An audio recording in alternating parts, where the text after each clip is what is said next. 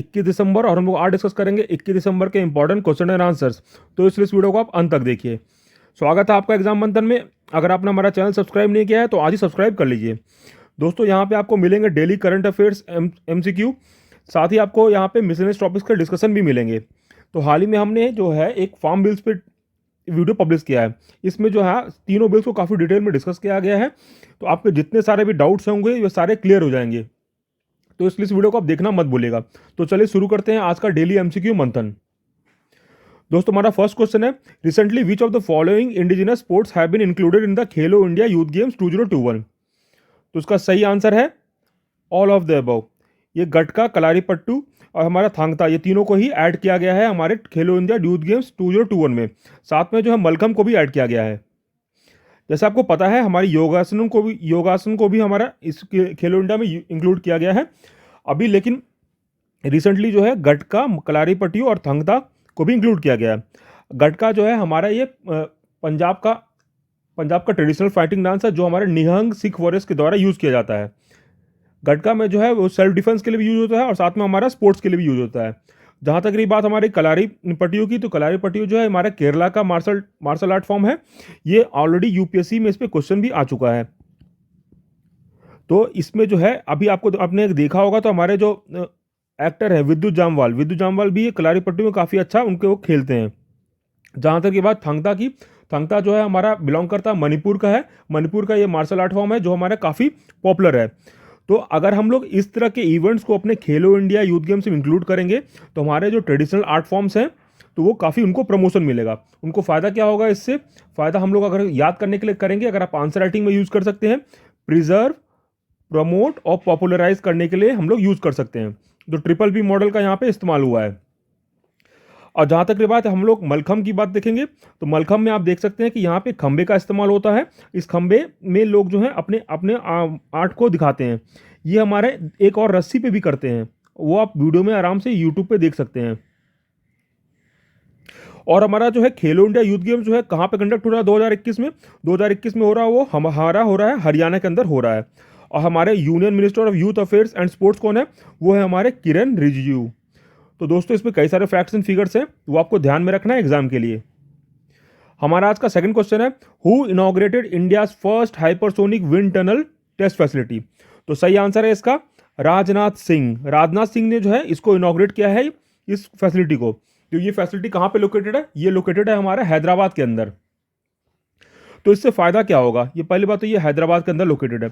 इससे फ़ायदा ये होगा कि यहाँ पे जो हम लोग करीब 5 से 12 मैक का स्पीड हम लोग यहाँ पे स्टिमुलेट कर सकते हैं। ये हम लोग इस्तेमाल कर सकते हैं अपने डिफेंस इक्विपमेंट्स को बनाने के लिए, जैसे कि मिसाइल्स को टेस्ट करने के लिए या कोई और भी इक्विपमेंट को टेस्ट करने के लिए। साथ में हमारे एरोस्पेस में भी इस्तेमाल होगा। और एक फैक्ट को और ध्यान में रखेंगे कि इंडिया अभी 3rd कंट्री बन गया है आफ्टर USA एंड रसिया, जो इतनी बड़ी फैसिलिटी को जिसने सेटअप किया है। तो आपको क्या ध्यान में रखना है, ये सेटअप कहाँ पे बना है, ये हमारा बना है हैदराबाद के अंदर। और इंडिया 3rd कंट्री बन गया है इतनी लार्ज फैसिलिटी को यूज करने वाला। India first hypersonic wind tunnel. ठीक है, आगे बढ़ते हैं। थर्ड क्वेश्चन हमारा रिलेटेड है, which of the following zoo has become the first zoo in the country to receive ISO 9001:2015 quality management standard certificate. तो Rajiv Gandhi zoological park, Nehru zoological park, Indira Gandhi zoological park या Nandankanan zoological park. तो सही answer है इसका Nehru zoological park. ये कहाँ पे located है, ये हमारा लोकेटेड है हैदराबाद के अंदर। तो इसको हाल ही में जो है सर्टिफिकेशन मिला है ASCB UK के द्वारा। ASCB का फुल फॉर्म क्या है, ASCB का फुल फॉर्म है accreditation service for certifying bodies. ये कहाँ पे लोकेटेड है, ये हमारे UK में लोकेटेड है। ये सबसे पॉपुलर जो है इंडिपेंडेंट एक्रीडेटर है हमारे सर्टिफिकेट प्रोवाइड करने के लिए। तो उसने क्या सर्टिफिकेट प्रोवाइड किया है, ISO 9001:2015 प्रोवाइड किया है हमारे नेहरू जूलॉजिकल पार्क हैदराबाद को। तो क्यों प्रोवाइड किया गया है, क्योंकि वहाँ पे जो स्टैंडर्ड्स फॉलो हो रहे हैं वो सारे स्टैंडर्ड्स ये सर्टिफिकेशन के लिए कंडीशन को फुलफिल कर रहे हैं। जैसे कि वहाँ पे सैनिटेशन हो गया, फूड प्रोसेसिंग का इस्तेमाल हो रहा है, जैसे भी एनिमल ब्रीडिंग हो गया, जू में जो हॉस्पिटल है एनिमल केयर हो गया, ये सारे जो स्टैंडर्ड्स हैं वो काफ़ी अच्छे हैं वहाँ पे। इसलिए हमारा ये इंडिया का फर्स्ट जू बन गया है जो सर्टिफिकेशन मिलने वाला। तो चलिए आगे बढ़ते हैं। फोर्थ क्वेश्चन हमारा रिलेटेड है, which of the following players have won gold in the Cologne boxing world cup. तो पहली बात तो देखते हैं हमारा कोलोग्न है कहाँ पे। कोलोग्न है हमारा जर्मनी के अंदर। जर्मनी का कैपिटल हमारा बर्लिन। जर्मनी के नेबरिंग कंट्रीज कौन है? नीदरलैंड। नीदरलैंड का कैपिटल हमारा एम्स्टरडम। बेल्जियम भी नेबरिंग कंट्री है। बेल्जियम का कैपिटल हमारा ब्रुसेल्स। लग्जमबर्ग भी जो आप देख सकते हैं नेबरिंग कंट्री है। और साथ में हमारा जर्मनी का स्विट्जरलैंड भी नेबरिंग कंट्री, ऑस्ट्रिया भी है, चेक रिपब्लिक भी है। तो दोस्तों जब भी आप इस टाइप से क्वेश्चन पढ़ें तो आपको मैपिंग को साथ में दिमाग में रखना चाहिए, ताकि आपके मैपिंग का भी काम आपका आसान हो जाएगा और याद करने में भी आसान हो जाएगा। तो गोल्ड किसने जीता है? तो सही आंसर है ऑल ऑफ द अबव। अभी हाल ही में जो यहाँ पे है कोलोग्न में है हमारा बॉक्सिंग वर्ल्ड कप चल रहा है। तो इंडिया वहाँ पे करीब 9 मेडल जीता है, जिसमें कि 3 गोल्ड हैं। 3 गोल्ड जीतने वाले कौन कौन है? तो हमारे अमित पंघेल हैं, सिमरनजीत कौर है, मनीषा मौन है। ये तीनों ने अलग अलग कैटेगरीज में जीता है। अमित पंघेल ने मेंस की 52 केजी में, सिमरनजीत कौर ने वुमेन्स के 60 केजी में, मनीषा मौन ने हमारे वुमेन के 57 केजी में। दोस्तों अगर आपको अपकमिंग स्पोर्ट्स इवेंट्स के बारे में जानकारी चाहिए तो आप हमारे चैनल पे पब्लिश किया गया अपकमिंग स्पोर्ट्स इवेंट्स पे 2 वीडियो पब्लिश किए गए हैं। उस पर आप जाकर के डिटेल से देख सकते हैं। उसमें सारे स्पोर्ट्स को कवर किया गया है, इंक्लूडिंग क्रिकेट, फुटबॉल, साथ में हमारे Olympics, Commonwealth games, Asian games. तो आप उस वीडियो को बिल्कुल देख सकते हैं। नेक्स्ट क्वेश्चन जो हमारा रिलेटेड है रेड सी ब्रीम इरिडोवायरस। ये जो डिसीज है अब आजकल न्यूज में कभी कभी आप देखते होंगे, ये किस स्पीसीज से रिलेटेड है? Pigs, bats, fish, turtle. तो सही आंसर है इसका, सही आंसर है ये इसका फिश है।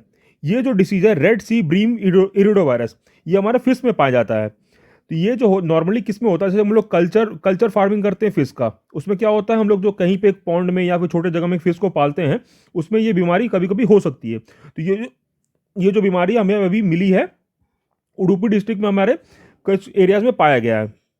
ये हमारा फर्स्ट टाइम कहाँ पे मिला था? फर्स्ट टाइम हमें मिला था शिकोकू आइलैंड, जापान में मिला था। इस बीमारी की खास बात यह है कि इसका कोई इलाज नहीं है, इसलिए काफ़ी इंपॉर्टेंट है कि आपको ध्यान में रखना है। रेड सी ब्रीम इरिडोवायरस किससे रिलेटेड है? तो हमारा फिश से रिलेटेड है। आगे बढ़ते हैं।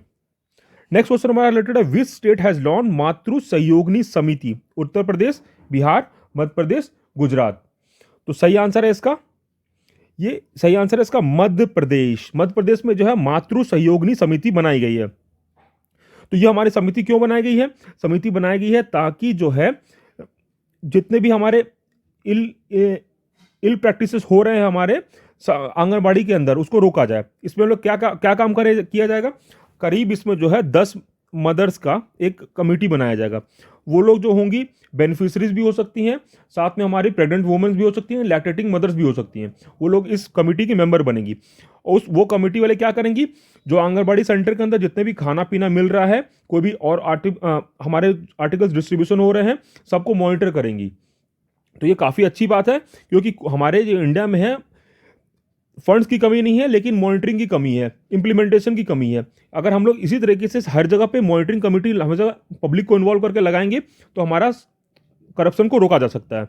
तो आपको ध्यान में रखना है कि यह हमारा मातृ सहयोगिनी समिति कहाँ पे चालू किया गया है? ये हमारा चालू किया गया है मध्य प्रदेश के अंदर। आगे बढ़ते हैं। फोर्डो फ्यूल एनरिचमेंट प्लांट, आपको बताना है ये कहाँ पे लोकेटेड है? Israel, Iran, USA, Japan.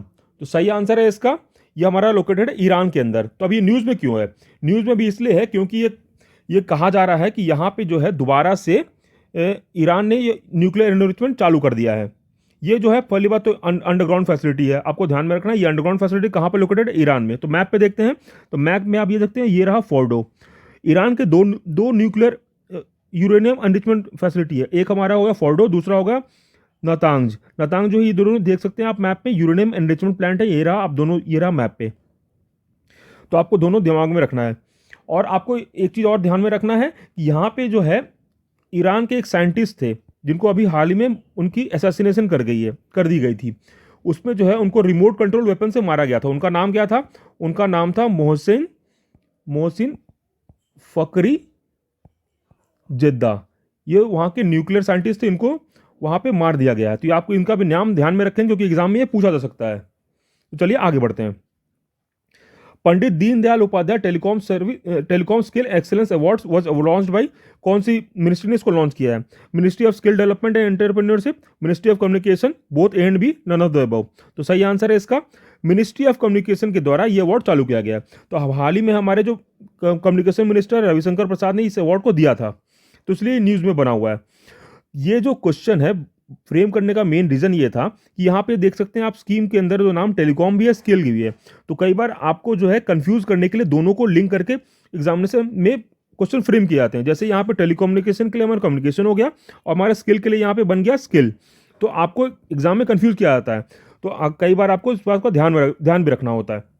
तो सही आंसर है इसका हमारा मिनिस्ट्री ऑफ कम्युनिकेशन। ये हमारा जो अवार्ड चालू हुआ था डिपार्टमेंट ऑफ टेलीकम्युनिकेशन के द्वारा 2017 में चालू किया गया था।